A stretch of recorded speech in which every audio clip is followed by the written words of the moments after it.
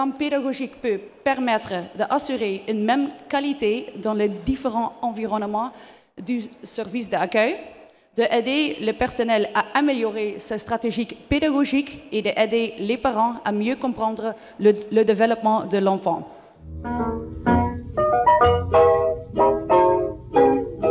Qu'est-ce qui va permettre à l'enfant de réguler ses émotions? C'est d'avoir autour de lui des adultes qui le soutiennent, qui l'aiment, qui sont compréhensifs et bienveillants. Et une des plus grandes découvertes de ces dernières années, c'est un Américain qui l'a fait. Il a montré que dès que les adultes sont bienveillants, ils font maturer le cerveau de l'enfant et le cerveau qui va permettre de gérer les émotions. Donc c'est extrêmement important ces découvertes-là. Alors le développement du cerveau de l'enfant, il est sous la dépendance de nos gènes, de ce qu'on reçoit de nos ancêtres et qu'on porte dans nos gènes, mais de l'environnement, comme je vous l'ai dit. Donc, là, je vous remets que l'ambiance, l'atmosphère dans laquelle l'enfant est élevé, aussi bien à la maison comme à l'extérieur, vont remanier son cerveau en permanence et vont jouer un rôle essentiel sur le développement de ses aptitudes cognitives. Alors, que ça veut dire les aptitudes cognitives? C'est la mémoire, l'apprentissage, la pensée. Tout ce qui est cognitif, c'est mémoire, apprentissage et pensée, donc c'est très important. Et sur les aptitudes sociales, qu'est-ce que c'est que les aptitudes affectives et sociales? Ce sont nos émotions, nos sentiments et nos capacités relationnelles. Donc pour avoir un être humain épanoui, il faut, les premières années de vie, avoir des adultes bienveillants, empathiques, soutenants et aimants.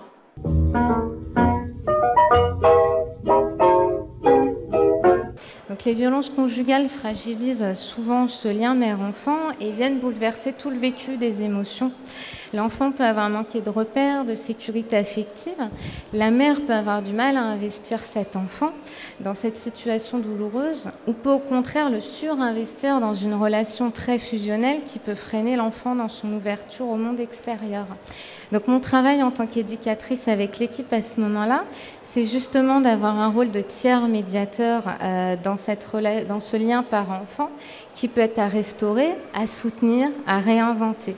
Donc le but, ça a été de créer une relation d'écoute et d'étayage et qui peut être soutenue justement par des ateliers et des actions qui peuvent accompagner la mère et l'enfant dans leur choix et dans l'expression de leurs émotions. Donc on a des enfants qui parfois quelques jours après la naissance sont directement confinés en bulle. Donc le lien mère-enfant, parent-enfant est beaucoup plus difficile à construire quand on ne peut pas avoir ce contact physique et surtout quand on a peur, parce que voilà, c'est un service où les émotions sont décuplées. Là, on parle beaucoup de peur, d'angoisse, on peut aussi parler de dégoût, on peut parler de colère, de douleur. Et voilà, c'est le quotidien des enfants et des parents qui sont donc dans ce service. Pour autant, mon expérience d'éducatrice de jeunes enfants là-bas a été justement d'intégrer à toutes ces émotions. Alors je ne dis pas que le personnel soignant ne le fait pas, hein, voilà, je crois que c'est justement tout un travail d'équipe avec les infirmières, avec les médecins, sur comment rendre cette hospitalisation qui est extrêmement lourde et extrêmement angoissante pour les enfants et leurs parents, comment mettre un petit peu dans tout ça de joie, de plaisir, de surprise, et être un petit peu une petite bulle d'oxygène, là pour le coup, pour ces enfants qui vont pendant plusieurs mois vivre dans un espace qui représente à peu près 2 mètres carrés et dans lequel on ne peut pas rentrer ce qu'on veut. C'est pas comme quand on rentre dans une chambre d'hôpital avec sa mallette de jeu. Là, il faut prévoir plusieurs jours à l'avance pour pouvoir faire entrer des choses, puisque tout objet qui rentre dans la bulle doit automatiquement avoir subi tout un traitement de stérilisation. Quand on demande aux professionnels en hiver ce qu'elles aimeraient bien mettre en place, elles nous disent rester sur mon canapé ou dans mon lit sous la couette. On a dit ok, les enfants aussi, on passe notre temps à courir et si on proposait une journée où on ne va rien faire? Voilà, si les parents, pour une fois, ne couraient pas à devoir habiller leurs enfants, à devoir leur faire prendre le petit déjeuner en urgence, et si on permettait d'accompagner ce temps justement du rien faire, donc c'est une journée où les enfants ont pu venir où ils ont pu se poser. Ça a tellement plu d'ailleurs que c'est des espaces qui sont restés longtemps dans la crèche avec les couvertures, avec les oreillers, voilà, où les enfants pouvaient vraiment prendre le temps.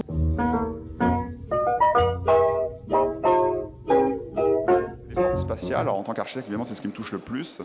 C'est cette idée que, de même qu'on apprend des sons des langues avant 3 ans, c'est quelque chose qu'on garde pour la vie et que sinon on aura beaucoup plus de mal. Si on apprend à goûter l'espace avant 3 ans, en ayant accès à des formes spatiales un petit peu canoniques, et ça fera partie de notre capital sensoriel. Et ça sera une manière de nous renforcer quand on explorera le monde, puisqu'on aura ce capital-là sur lequel s'appuyer dans toute situation. Et comme il n'y a pas de situation qui soit non spatiale, ça me semble être un enjeu sociétal de donner ce trésor sensoriel à l'enfant. Déjà comprendre, première étape, que l'espace, ça s'assemble, qu'on est maître de son espace. Les adultes sont très peu conscients de ça. Que moi, quand je rentre chez les gens, je commence par voir comme si tous les murs étaient démolis. Ça les effraie parce que des fois, je dis « Ah, si on cassait ça, etc. » La plupart des gens ne savent pas penser qu'un mur, ça se démolit, qu'un trou, ça se fait. Et donc, c'est pour ça que montrer que simplement, par exemple, avec 3 types de coussins mousse très simples, on peut soit faire une cabane, soit faire un escalier, soit faire un fauteuil, enfin qu'une sorte de Lego géant, on peut fabriquer son espace, ça me semble essentiel pour ensuite être acteur dans sa vie et dans son espace. Aussi, comme je disais, avoir accès aux formes spatiales canoniques. Formes spatiales canoniques, c'est le fait de pouvoir se lever. Donc là, par exemple, c'est l'idée d'un bloc de mousse dur dans lequel il y a un trou comme un œuf et on rentre dedans et on se love. C'est la caverne primitive. C'est la même chose qu'on a vu évidemment avec ce qu'on appelle la goutte. Mais c'est aussi des formes spatiales plus élaborées, comme la maisonnée, qui d'ailleurs se vendent sur catalogue, mais que l'on peut tout à fait, nous, mettre sur un dispositif réel, enfin l'adapter à une harpe, j'entends. La voûte, la beauté de la voûte, eh bien, on peut tout à fait l'expérimenter aussi au sein d'une alcôve. L'ogive, pourquoi pas, puisque c'est quand même très différent. Le dôme, l'intériorité du dôme, et avec un dispositif alors qui serait celui-là, c'est-à-dire que par exemple, là il y a le dôme et on peut l'inverser. L'équipe peut l'inverser, c'est-à-dire que la semaine d'après, par exemple, l'enfant découvre que, ah bah oui, un plein peut être un vide, un endroit peut être un envers, vous voyez, et que ça change tout. Les enfants, ça observe la nature, la fourmi, la petite miette sur le sol, et puis l'angle du fauteuil, et puis surtout, ça m'aide à avoir un sens de l'adaptation à chaque instant.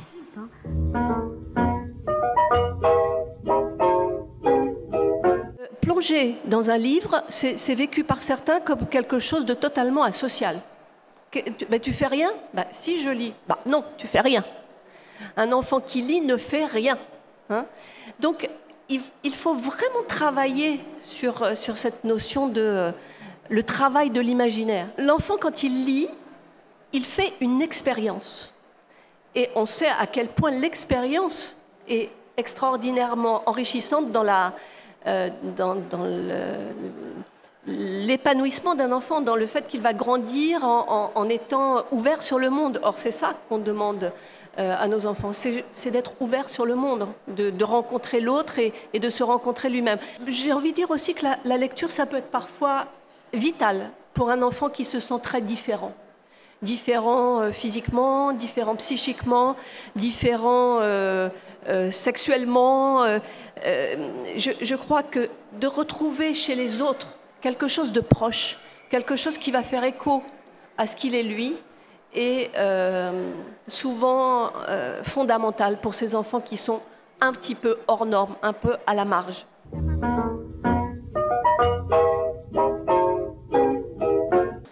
On va parler de la chanson et des tout-petits. En fait, pourquoi ? Parce que je me suis dit, les émotions et le jeune enfant, à propos de la chanson, je me suis dit, ça n'est jamais une porte d'entrée à laquelle je pense quand je parle de la chanson et des tout-petits. Et donc, je me suis dit, c'est bizarre, parce que finalement, c'est au cœur de la chanson, les émotions. C'est vraiment là tout le temps.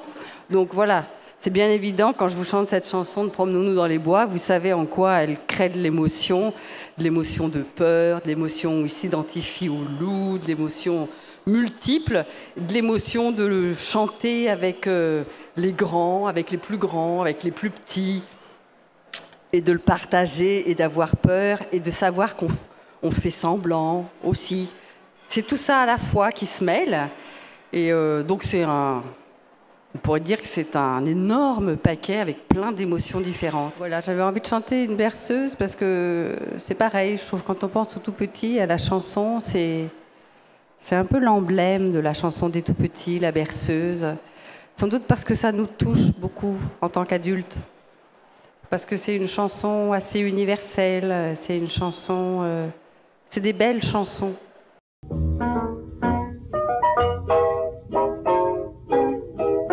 La question du genre et de la culture, dans la structure où je suis, forcément, sont des choses que l'on appréhende, puisqu'à l'UNESCO, la question du genre est une des questions phares de ce qui est défendu dans le monde, avec l'égalité des genres, et la question de la culture de fait, puisque tous les programmes d'éducation sont faits pour des enfants ailleurs dans le monde. Donc, les études que Gottman a pu faire montrent que le ressenti, que le cheminement intellectuel ou le cheminement physique, c'est-à-dire pulsation qui augmente, sueur, lors du ressenti d'une émotion, peut être identifié comme identique, que ce soit homme, femme ou culture différente. Ce qui va être différent, ça va être l'expression que les personnes peuvent en donner. Les hommes, dans cette étude, on a pu voir que les hommes ont une tendance à plutôt cacher leurs émotions, ne pas vouloir les exprimer. Les femmes vont avoir une expression corporelle, de faciès, tout ce qui est langage non verbal, beaucoup plus importante que les hommes pour la question du genre. Sur la question culturelle, on s'aperçoit que les pays latins ont quelque chose de plus expressif. Il est important de montrer pour eux qu'ils sont heureux, qu'ils sont malheureux. Le fait de ne pas le faire pourrait presque montrer un manque d'empathie. Donc c'est important de l'identifier, que cet échange doit avoir lieu et de leur montrer qu'on comprend leur joie, leur peine. À l'inverse, les pays scandinaves ou les pays asiatiques ont une tendance plutôt à cacher, ne pas montrer. Ça fait partie d'une bonne éducation, de ne pas s'épancher sur ce que l'on ressent.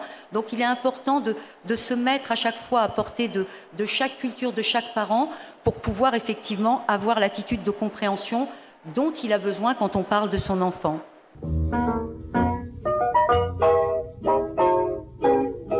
Ces découvertes sur l'imitation ont été faites par différents chercheurs, mais en France par Jacqueline Nadel, qui a montré qu'à cet âge-là, c'était le mode privilégié de communication entre les enfants, que l'imitation est en quelque sorte la pierre angulaire de la communication.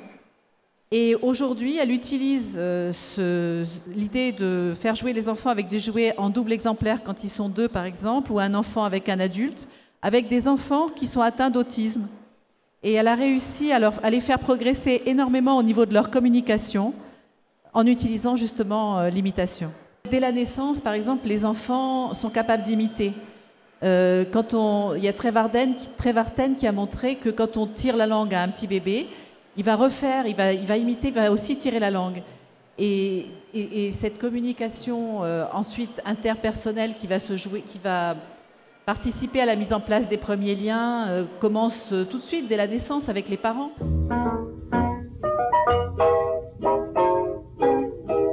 On décide d'entrer dans le jeu ou pas, et on refuse d'entrer dans le jeu ou pas. En tout cas, l'entrée dans le second degré nécessite la décision. Et là encore, c'est une caractéristique qui nous aide beaucoup pour respecter le jeu de l'enfant et ne pas tomber dans le leurre de penser que parce qu'on propose du jeu ou parce qu'on propose des jouets, l'enfant va être en jeu. On décide, avec tout notre être, d'entrer dans cet espace de second degré. Or, vous le savez, en tant que professionnel de la petite enfance, on contraint beaucoup à jouer les enfants sous des prétextes éducatifs, bien souvent, et notamment pour passer des savoirs, parce qu'on pense que c'est plus facile d'apprendre dans un cadre ludique que dans un cadre plus scolaire. Or, le jeu ne se décide pas par l'extérieur. On peut le favoriser, on peut permettre qu'il y ait du jeu, mais on ne peut pas décider.